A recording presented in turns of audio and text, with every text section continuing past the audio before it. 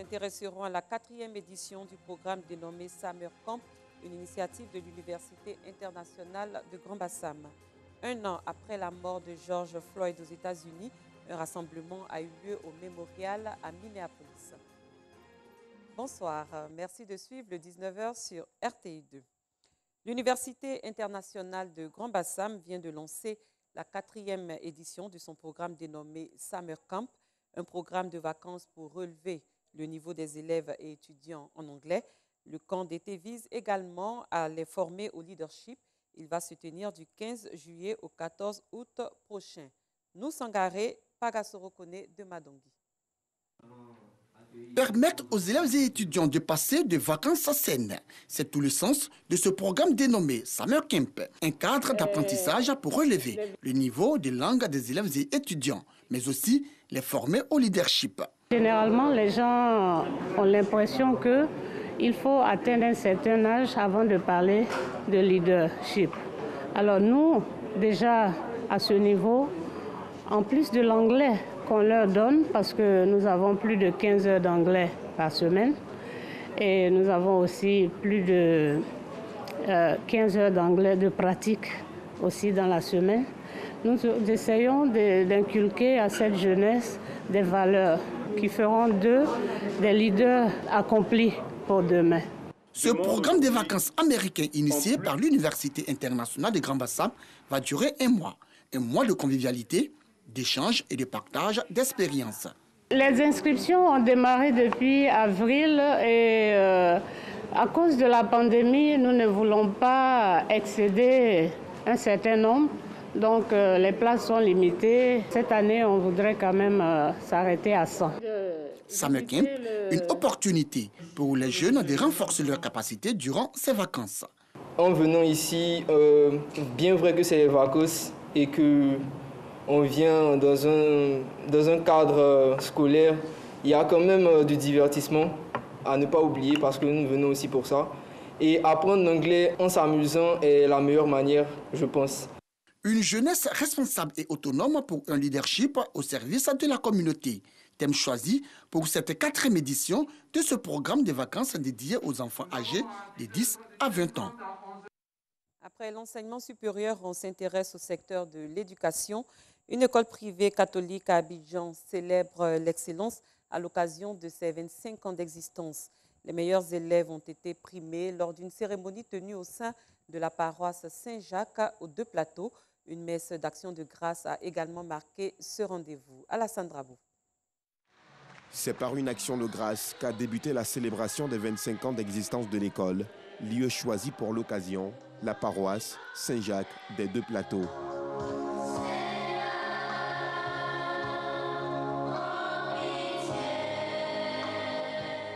Une prière pour remercier Dieu de l'existence de cette école qui a formé plusieurs élites du pays. C'est une école de référence. Nous prions Dieu pour que l'école puisse grandir et former des Ivoiriens capables de gérer sainement nos administrations et notre pays. Nous ajoutons à cela la pincée spirituelle qui peut aider et aussi sur ce qui est moral. Pour l'occasion, l'administration de l'école a tenu à récompenser les meilleurs élèves. Des prix ont été distribués aux élèves du primaire et du préscolaire qui se sont démarqués par leurs résultats durant l'année scolaire.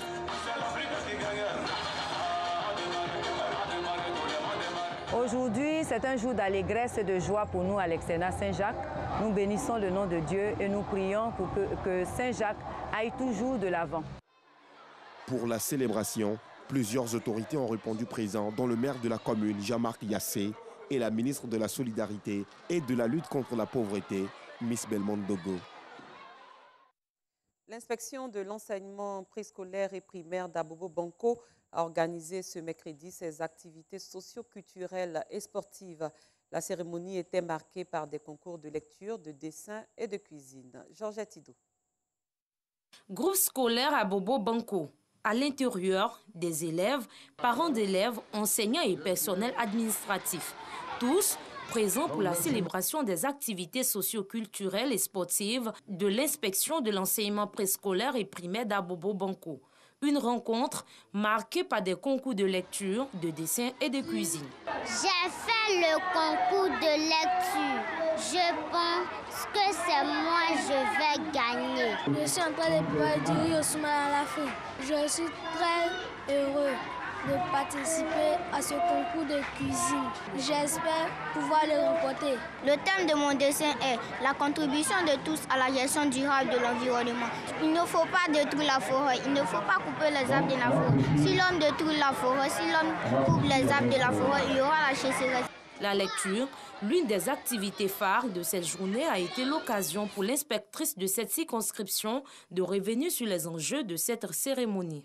On a fait un concours de défi lecture parce qu'on a remarqué depuis près d'une décennie que les élèves ivoiriens ont des difficultés en lecture.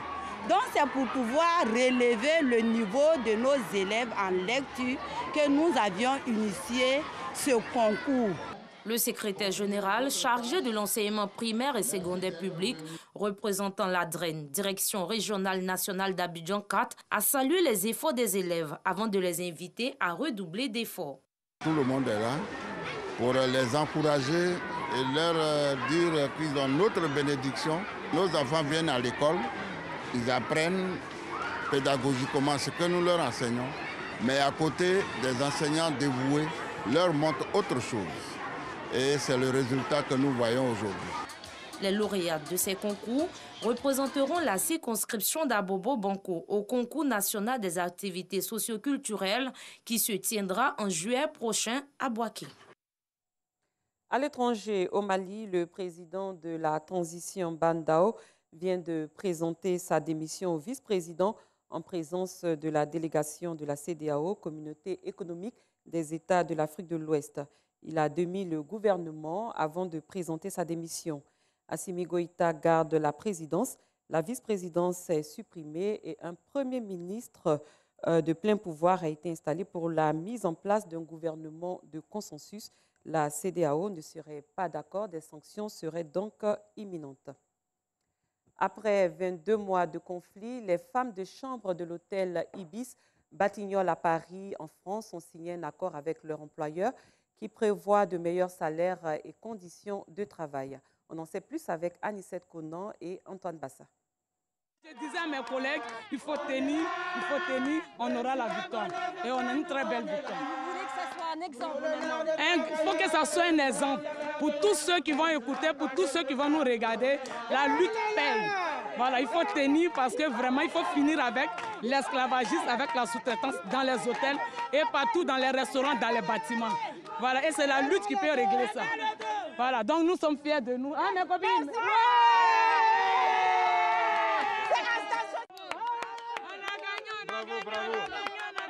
Après 22 mois de conflit, un accord pour les femmes de chambre de l'Ibis Batignolles. Il prévoit une amélioration de leur salaire et conditions de travail, mais par leur intégration au sein du groupe Accor. C'est une victoire fantastique, d'une part parce qu'effectivement c'est le plus long combat dans l'hôtellerie que j'ai pu animer de toute ma carrière syndicale qui se terminera dans quelques mois avec mon départ en retraite. Et d'autre part parce que ce n'est pas une petite victoire isolée de 20 salariés, c'est la prise de conscience par le groupe Accor qu'il ne peut plus continuer comme ça à, sous-traiter la pénibilité, sous-traiter les mauvaises conditions de travail, sous-traiter les mauvaises rémunérations.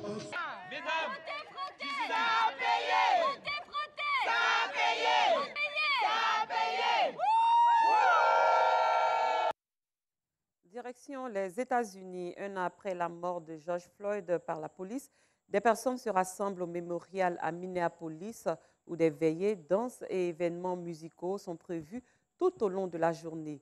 Joe Biden a par ailleurs reçu la famille à la Maison-Blanche. C'est reparti avec Anissette Conan et Antoine Bassa. Recueillement, un an après la mort de George Floyd, tué par la police. L'affaire avait suscité l'émoi dans le monde entier.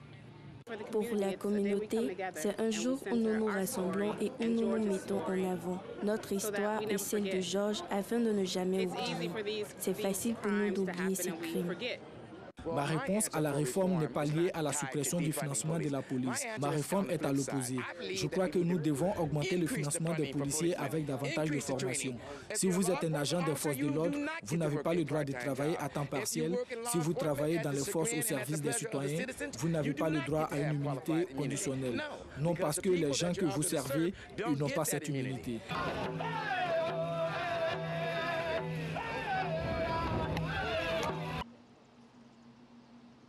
La famille Floyd a été reçue par Joe Biden à la Maison-Blanche. Elle a appelé à voter la loi de réforme de la police. C'était super. C'est un gars authentique. Il parle toujours avec son cœur et c'est un plaisir d'avoir eu la chance de le rencontrer quand c'était possible. Nous lui sommes reconnaissants pour ce qu'il fait et nous voulons que le George Floyd Justice, une Policing Act, soit adopté à l'avenir. Le projet de loi est toujours en débat au Sénat américain. Nous restons aux États-Unis. Au moins 8 personnes ont été tuées dans la fusillade de San José en Californie ce mercredi. Et le tireur était un employé de l'entreprise. La fusillade a eu lieu ce mercredi matin autour de 6h45 près d'un site de la Valley Transportation Authority qui gère notamment les transports publics de la zone dans le centre-ville de San José. La fusillade a eu lieu donc ce matin. Des employés de la VTA, Valley Transportation Authority, sont parmi les victimes. Le site a été évacué et la gravité des blessures est en train d'être évaluée. Il s'agit d'un centre où sont stockés des trains et qui en assure la maintenance. Une enquête est en cours, mais la sécurité du public est assurée à ce stade, selon les autorités policières. Une série de fusillades ont endeuillé les États-Unis ces derniers mois, notamment dans une installation de FedEx à Indianapolis, dans un immeuble de bureaux en Californie, dans un supermarché à Boulder, dans le Colorado, et dans plusieurs salons de massage à Atlanta. Le week-end dernier, 12 personnes ont été tuées par balle et une cinquantaine ont été blessées à travers le pays dans un regain de violence par arme à feu qualifié récemment d'épidémie par Joe Biden. Depuis le début de l'année 2021, 17 635 personnes ont été tuées par balle aux États-Unis et 231 fusillades ayant fait plusieurs victimes ont été recensées selon un site. Les Syriens votent ce mercredi dans les régions sous contrôle du gouvernement pour une présidentielle sans suspense qui doit offrir un 4e mandat de 7 ans à Bachar al-Assad dans un pays en plein marasme économique ravagé par une décennie de guerre. Votant dans un ancien bastion rebelle reconquis en 2018, le président a fustigé les critiques des Occidentaux sur le scrutin, Washington et les Européens jugeant que l'élection n'était pas libre. Si les combats ont aujourd'hui baissé en intensité en Syrie, l'élection de 2021 intervient en plein marasme économique avec une dépréciation historique de la monnaie, une inflation galopante et plus de 80% de la population vivant dans la pauvreté selon l'ONU. Dans un pays aux infrastructures en ruine, Bachar al-Assad se présente comme l'homme de la reconstruction après avoir enchaîné les batailles militaires avec l'appui de la Russie et de l'Iran. Fin de cette édition. Merci de l'avoir suivi. Très bonne soirée. Je vous retrouve demain.